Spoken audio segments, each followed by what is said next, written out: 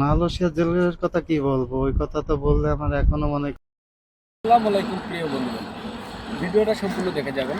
আপনারা যারা মালয়েশিয়াতে অবৈধভাবে আসতে যাচ্ছেন, যারা টুরিস্টে এসে অবৈধভাবে থাকার চেষ্টা করতেছেন, তাদের জন্য আমার এই ভিডিওটা।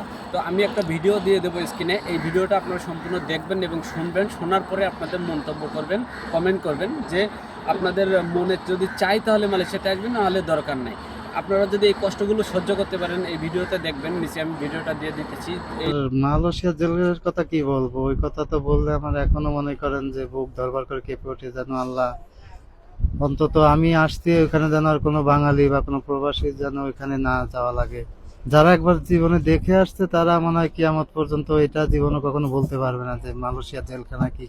আচ্ছা, এই যে আমি শুনছি অনেক সময় নাকি ইনজেকশন পুশ করে, তারপরে আপনার মানুষের নির্যাতন তো করেই। তা আপনার কি এরকম কোনো কিছু ভাই, বলছি, তো এই যে নির্যাতন মানে এটা কেমনে কি একটু মানে অনেকে জানে না, বুঝছেন? আপনি একটু বলেন তো, মানে যা সাধারণ মানুষ জানুক যে মালয়েশিয়া জেলখানায় কি করে মানুষের সাথে। আপনার দেখা গেল একটা মানুষ সারাদিনে 3 বারে যে খাদ্যটা আমরা খাই, ওই জায়গায় একবারও সেই খাদ্যটা পাওয়া যায় না।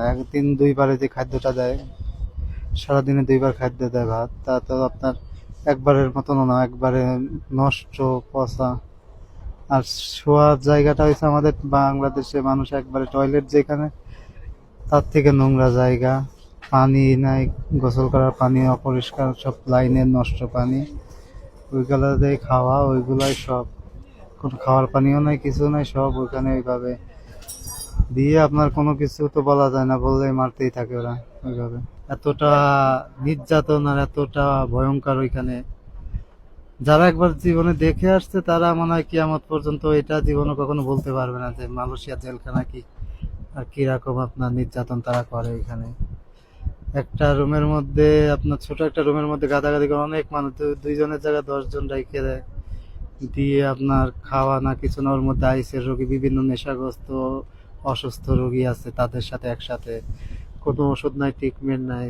পুরা শরীরের মধ্যে মনে করেন যে আমার পুরা ভালো শরীরটা যখন ধরছে তখন কিছুই ছিল না। ওইখানে যাওয়ার পরে বিভিন্ন নোংরা জায়গায় খাওয়া অপরিষ্কার, এগুলা বিভিন্নভাবে ওরা অত্যাচার করতো, টর্চার করতো, মানসিকভাবে শারীরিকভাবে, যতটুকু মানুষ না মরে বেঁচে থাকে একেবারে। এইভাবে করার পরে যে আমার এখন দেখা গেল পুরো শরীরটার মধ্যে এখন এই শেষ পর্যায়ে এসে বাংলাদেশে এসে ক্যান্সারে ধরা পড়ছে। আচ্ছা, এই যে আমি শুনছি অনেক সময় নাকি ইনজেকশন পুশ করে, তারপরে আপনার মানুষের নির্যাতন তো করেই। তা আপনার কি এরকম কোনো কিছু করছিল না? না, আমার খাদ্যর সাথে দিয়েছে ওরা, খাদ্যের সাথে দিয়ে ওরা বলেই দেয় যে খাদ্যের সাথে আপনার হচ্ছে ইনজেকশন দিয়ে দেয় ওরা। এইভাবে যদি কষ্ট করতে পারেন তাহলে আপনারা মালয়েশিয়াতে আসবেন। কারণ মালয়েশিয়াতে আসলে আপনি অবৈধ যারা থাকে তাদেরকে থাকা যে কতটা কষ্ট, আমরা বৈধ থাকি তাদেরও কিন্তু অনেক কষ্ট হয়। এই যে পিছনে যে বড় বাগানগুলো দেখতে পাচ্ছেন, এই বাগানের ভিতরে সারা রাত কিন্তু পুলিশ আসলে থাকতে হয়। তো আর যদি ধরা পড়েন মালয়েশিয়ার জেলে যে কী পরিমাণে কষ্ট, এই নিচে ভিডিও দিচ্ছি, ভিডিওটা দেখেন, দেখার পরে নিচে কমেন্ট করবেন যে আপনারা আসবেন কি আসবেন না, কমেন্ট করবেন। ধন্যবাদ।